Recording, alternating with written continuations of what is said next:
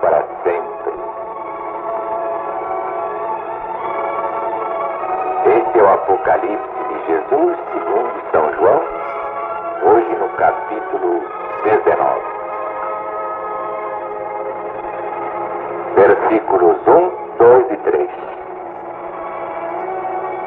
E depois destas coisas, ouvi no céu como que uma grande voz e uma grande multidão que dizia: Aleluia! Salvação e glória e honra e poder pertencem ao Senhor nosso Deus. Porque fiéis, justos e verdadeiros são os seus julgamentos.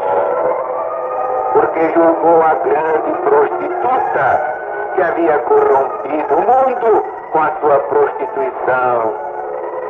Das mãos dela vingou o sangue dos seus servos. E outra vez disseram: Aleluia! E o fumo dela sobe para todo sempre.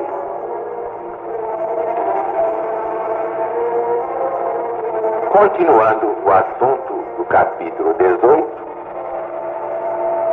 São João introduz aqui o cântico de triunfo com que os santos remidos do Senhor irrompem sobre harpas vitoriosas quando presenciam a completa destruição daquele grande sistema de oposição a Deus e ao seu verdadeiro culto, compreendido na grande Babilônia.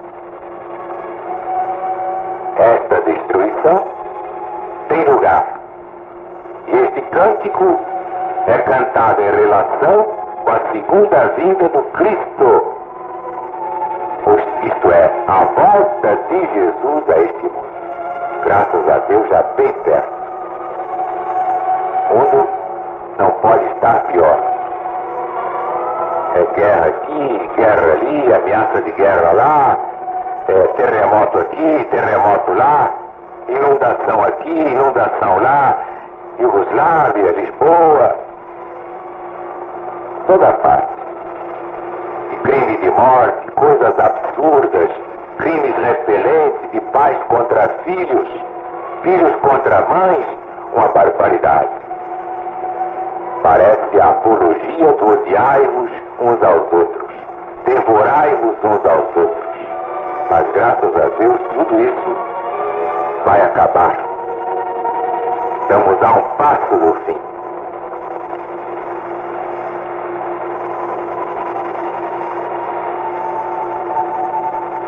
Muito interessantes estes 3 versículos abrindo o capítulo 19.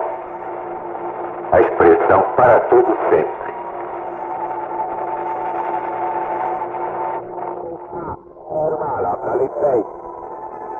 Então, acerca desta passagem, e é como se pode dizer que o seu fumo sobe para todo sempre. E a pergunta é esta: não implica esta linguagem a eternidade do sofrimento? Precisamos lembrar-nos de que se trata de linguagem extraída. E para obter uma compreensão correta, devemos procurá-la na origem e considerar o seu alcance no sentido em que aí é usado. Também muitas passagens de Jesus são aclaradas pelo Velho Testamento, porque ele conhecia bem a lei dos profetas. Então vamos ver o profeta Isaías, capítulo 34. Encontraremos a linguagem de que, com toda a probabilidade, foram extraídas expressões como esta.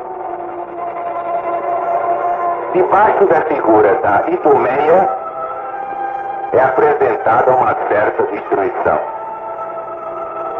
E se diz desse país que os seus ribeiros se transformariam em pés, o seu pó em enxofre, e a sua terra em pés ardente.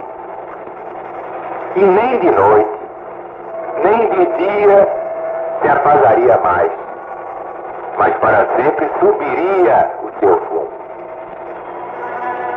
Ora, essa linguagem no Velho Testamento, da Bíblia Sagrada, é dita como todos hão de concordar, de uma de duas coisas, ou do país particular, que se chama Idumeia, ou de toda a terra debaixo desse nome. É exatamente o caso de Israel. O Israel aqui é toda a humanidade, não é o Estado de Israel. Como se diz, esse país virou uma Gomorra, não é aquela Gomorra antiga. E assim por diante. Ora, em ambos os casos, é evidente que a linguagem deve ser limitada.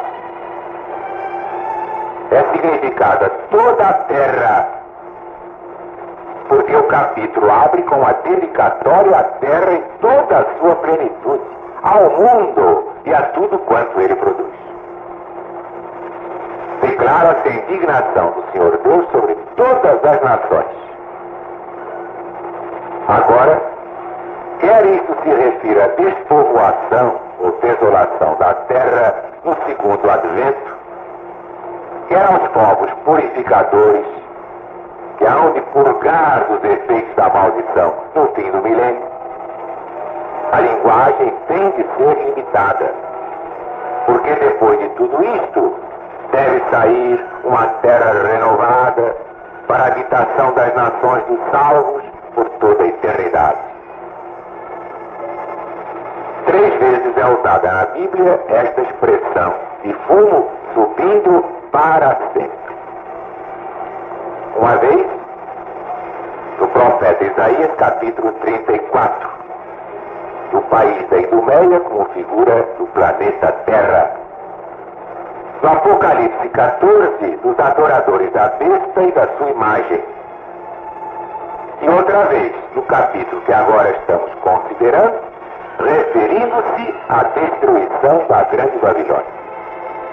E todas elas se aplicam exatamente ao mesmo tempo e descrevem as mesmas cenas, a destruição que sobrevém a este mundo, aos adoradores da besta e a toda a pompa da Grande Babilônia, aí pela altura da volta de nosso Senhor e Mestre Jesus. Versículo 4, capítulo 19. E os 24 anciãos e os 4 animais se prostraram e adoraram a Deus, sentado no trono, dizendo: Amém, Aleluia. E saiu uma voz do trono dizendo: Louvai o nosso Deus, vós todos os seus servos, e vós que o temeis, assim pequenos como grandes. E ouvi como que a voz de uma grande multidão. Aqui já é o versículo 5, seguido do versículo 6. E como que a voz de muitas águas, e como que a voz de grandes trovões, dizendo: Aleluia! Pois já o Senhor Deus Todo-Poderoso reina. Versículo 7. Regozijemo-nos e alegremo-nos, demos-lhe glória, porque vindas são as bodas do Cordeiro, já sua esposa se aprontou. 8. E foi-lhe dado que se vestisse de linho fino, puro e resplandecente, porque o linho fino são a justiça dos santos. É uma beleza este quadro. É a presença de Deus e que ninguém mais vai duvidar. A presença de Deus tão afirmada pelos legionários da boa vontade, mesmo que os débeis mentais achem graça. E o Brasil está cheio de débeis mentais. É nos elevadores, nos corredores, nas repartições, nas ruas. É o país dos débeis mentais. Aqui vemos um cântico de triunfo. O Senhor Deus Onipotente, o Pai, reina. É a linguagem altissonante deste cântico. Reina no tempo presente e reinou sempre na realidade, embora não tenha sido executada há mais tempo a sentença contra uma obra má. Mas agora reina pela clara manifestação do seu poder na subjugação de todos os seus inimigos. Não há mais tempo para perder, não. Agora é o bem ou o mal. É o Cristo ou o anticristo. Trate cada um de tomar a sua posição. Não há mais tempo. Até Satanás já está avisado que não terá mais tempo. Então diz o Apocalipse: alegremo-nos, porque vindas são as bodas do Cordeiro, e a sua esposa se aprontou. Quem é a esposa? A mulher do Cordeiro de Deus. E que são as bodas? Temos diante de nós um vasto campo de meditação, material para uma exposição mais longa do que o permite o desígnio desta obra. Evidentemente, a esposa do Cristo é a Nova Jerusalém celestial. Isto é mais extensamente focalizado no capítulo 21, que vamos ver por esses dias. As bodas do Cordeiro são a sua recepção desta cidade. Quando ele recebe esta cidade, recebe-a com a glória e a metrópole do seu reino. Por isso, com ela, recebe o seu reino e o trono do Pai Davi. Claro, pela genealogia humana, porque seria absurdo que Jesus tivesse nascido de Davi, mas era para que se cumprisse a Escritura, como observou tantas vezes São Mateus Evangelista. Mas, como dizia, isto é um acontecimento designado pelas bodas do Cordeiro. Que a relação matrimonial é muitas vezes tomada para ilustrar a união entre o Cristo e o seu povo, é fato já de há muito assentado, mas as bodas do Cordeiro, de que aqui fala o vidente de Patmos, são um acontecimento definido, que tem de acontecer num tempo definido. Isso é a declaração de que o Cristo é a cabeça da igreja, como o marido é a cabeça da mulher. São Paulo aos Efésios, capítulo 5, versículo 23. Prova que a igreja é agora a esposa do Cordeiro. Então as bodas do Cordeiro já tiveram lugar há muito. Mas isso, evidentemente, não pode ser segundo esta passagem. Por quê? Porque as localiza no futuro. São Paulo dizia aos coríntios que os tinha desposado com o marido, a saber, o Cristo de Deus. Isto é verdade acerca de todos os crentes em Deus. Mas embora esta figura tenha sido usada para significar a relação em que passavam a ficar com o Cristo, seria um fato que as bodas do Cordeiro se efetuaram em Corinto no tempo de São Paulo e tem continuado durante os passados 19 séculos? Evidentemente não. Então voltaremos a apresentar no capítulo 21 outras observações sobre este ponto. Mas se a cidade é a noiva, perguntarão, como pode dizer-se que ela se aprontou? Vamos responder que aqui é uma figura da personificação. É isso mesmo, a chamada figura de personificação. Atribui vida e ação até a objetos inanimados. Basta ver o Salmo 114. A propósito do versículo 8, também perguntarão ainda como é que uma cidade se pode vestir com a justiça dos santos. Mas se considerarmos que uma cidade sem habitantes não passaria de um lugar triste e sombrio, vemos imediatamente como é isto. Faz-se referência ao incontável número dos seus glorificados habitantes com seu traje resplandecente. Então o vestido lhe foi dado. O que significa lhe ser dado o vestido? Encontramos a explicação no profeta Isaías, capítulo 54. E também no apóstolo São Paulo, aos Gálatas, capítulo 4, versículos 21 a 31. À cidade da nova aliança são concedidos muitos mais filhos do que a antiga aliança. Estes são a sua glória e regozijo, o seu motivo de aleluia. O belo traje desta cidade, por assim dizer, consiste nas hostes dos remidos de seres imortais que andam em suas ruas de ouro.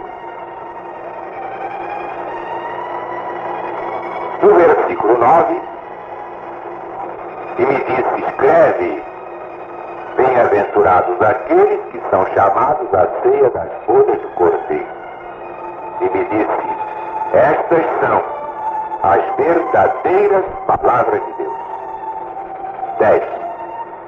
E eu me lancei a seus pés, mas ele disse, olha, não faças tal, sou teu conservo e de teus irmãos que têm o testemunho de Jesus. Adora a Deus, porque o testemunho de Jesus é o espírito de profecia. Isso é muito importante. Primeiro, a ceia das bodas do Cordeiro. Muitas são as alusões a esta ceia das bodas do Novo Testamento. Há mesmo referência a ela na parábola das bodas do Filho do Rei. Evangelho segundo São Mateus, capítulo 22, versículos 1 a 14. Evangelho de Jesus segundo São Lucas, capítulo 14, versículos 16 a 24. É a altura em que comeremos pão no reino de Deus, quando formos recompensados da ressurreição dos justos. São Lucas 14, versículos 12 a 15. É a altura em que beberemos de novo no fruto da videira com o nosso Redentor no seu reino celeste. Mateus 26, 29, Marcos 14, 25. E ainda Lucas 22, 18. É a altura em que nos havemos de sentar à sua mesa no seu reino. Lucas 22, 30. Então Jesus se cindirá e chegando-se nos servirá. Lucas 12, 37.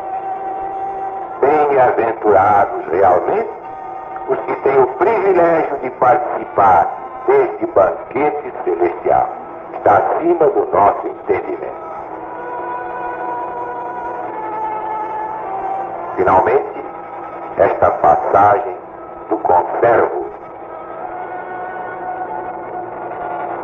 Olha, não faças tal, sou teu conservo e de teus irmãos que têm o testemunho de Jesus. Adora a Deus, porque o testemunho de Jesus é o espírito de profecia. Agora pensem no Papa, se ele seria capaz de dizer uma coisa dessa. Qualquer chefe que gosta de ser chamado mestre, mestre pra cá, mestre pra lá, mestre acolá. Graças a Deus, desde o primórdio da RBV, eu fiz esta proibição. Ninguém me chame mestre. Mestre só é um. Jesus. Pai só há um. É Deus. Ninguém mais é pai, coisa nenhuma. Uma palavra sobre o versículo 10. A propósito dos que pensam que encontram aqui um argumento para a inconsciência e a morte, está contraditado. Aqui está provado que o espírito é imortal. A morte não termina coisa alguma. A morte é um boato. Se Deus nos criasse para nos matar, então era melhor que morrêssemos já imediatamente esperar o quê? Mais 2, 10, 5, 20, 80 anos, e daí? Se tem de morrer um dia, morra já. Se temos de morrer um dia, morramos já. Mas não. Aí está o espírito mais vivo do que quando na carne. A pessoa empregada para dar o Apocalipse a João é chamada um anjo. E os anjos são os espíritos, aqueles que já se purificaram, já não precisam mais de envoltório carnal ou material. E diz que há um conservo de João, como tinha sido conservo dos seus irmãos profetas. Ora, a palavra conservo significa que todos eles andaram em comum como servos de Deus. Por isso, não eram não de João. Adorar a Deus, não a mim.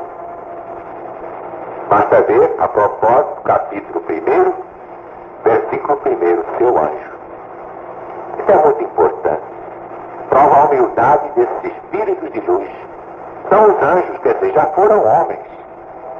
O anjo não foi fabricado com asinhas, não, bonitinhas. Isso é a criação de cada um. Você pode se tornar um diabo ou um anjo. Diabo pela maldade e um anjo pela bondade. Todo bem que você faz, vai purificando a sua alma, o seu espírito. Você um dia será anjo. Aí está. A evolução incessante vem lá do mineral, passa por vegetal, para a escala animal, depois para o chamado reino hominal e depois o reino angelical. E não para aí não. Vai subindo, subindo sempre, até ser um com Jesus. E então ia poder dizer como ele pode dizer, eu e o Pai somos um. É muito importante. Não faças tal, não te ajoelhes diante de mim. Sou apenas um servo como tu és. E como os meus irmãos profetas o foram. Adora a Deus, meu amigo, o que há? Nada de ajoelhar-se diante de mim? Não mereço isto. É formidável. E tanta gente querendo que a humanidade se ajoelhe e beije a mão. Beijar a mão de homem, a gente se ajoelhar diante de homem. É muito descaramento, Deus me perdoe. Mas enfim, falta pouco para acabar essa palhaçada toda, porque aqui para nós a gente aguenta, mas com a vontade imensa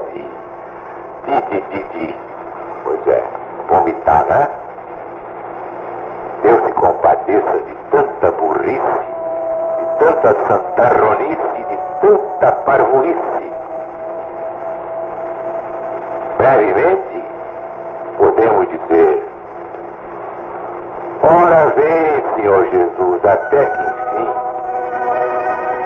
que a paz de Deus esteja com todos, agora e sempre.